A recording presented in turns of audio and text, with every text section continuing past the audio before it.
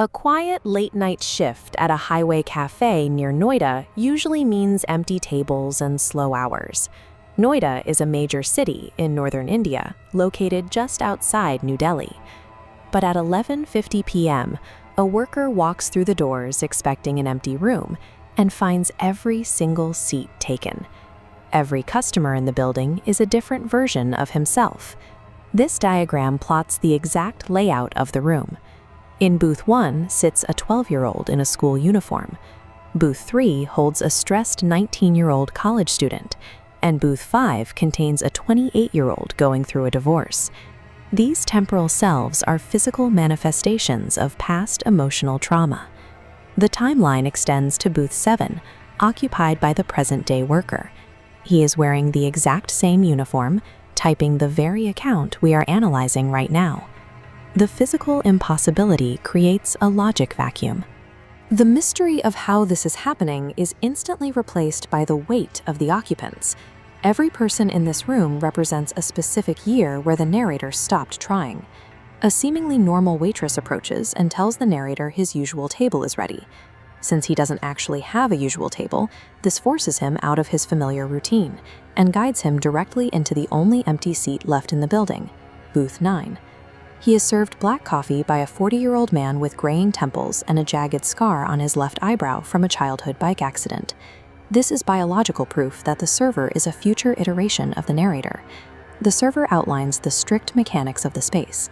The diner collects exactly one version of the narrator for every single year he completely gave up on himself. The 12-year-old is crying. The 19-year-old stares at failed exams. The 28-year-old argues over divorce papers. Every occupied table serves as an isolated monument to a specific personal failure.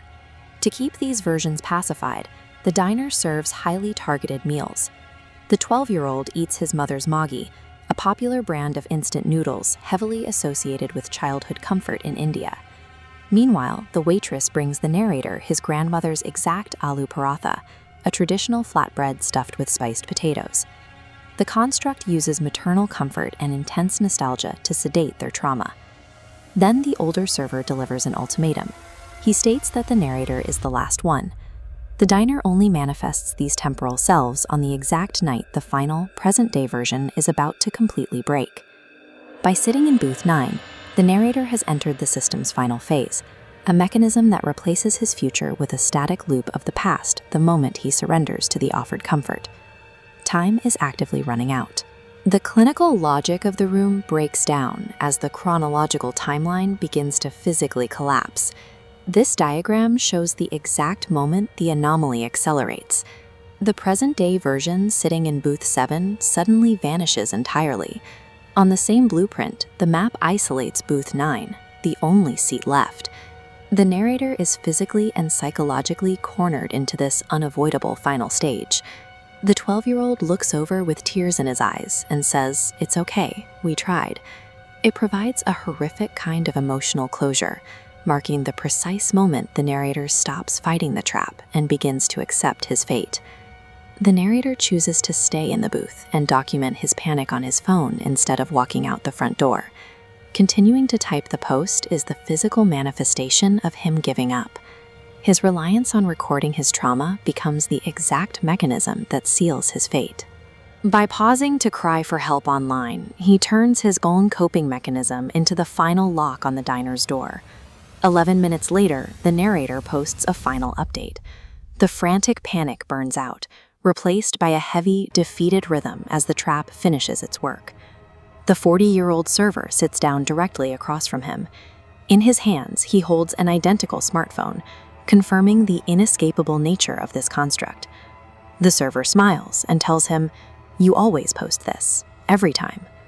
That single sentence proves this exact breakdown has already happened countless times before in a permanent, locked loop. As he types the final words of the update, a real-time physical transformation occurs. The narrator notes that his fingers are starting to feel older, literally aging into the calloused hands of the 40-year-old server sitting across from him. Once the transition is complete, the final rule of the establishment displays on screen. Booth 9 is always reserved for the last one. The narrator's choice to document the trauma instead of leaving the building completes the cycle. He doesn't just witness the older server, he becomes the next iteration, forever tending to the versions of himself that gave up.